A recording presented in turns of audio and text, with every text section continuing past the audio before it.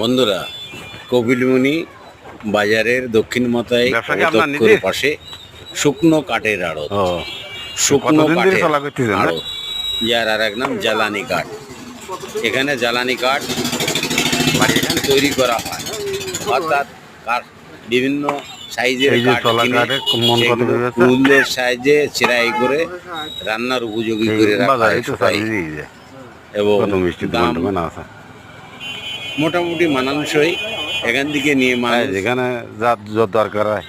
আর একবার চিনি জেনে ধরেন আমি এই জানি কেন আমার হঠাৎ যদি জরুরি দরকার বা অনেক কাঠের প্রয়োজন হলে তখন এটার অভাব পূরণ করে মন চুক্তি না। এই ধরনের প্রতি বাজারে কাঠের আড়ত থাকলে সেই অঞ্চলের লোকের অনেক উপকার হয়।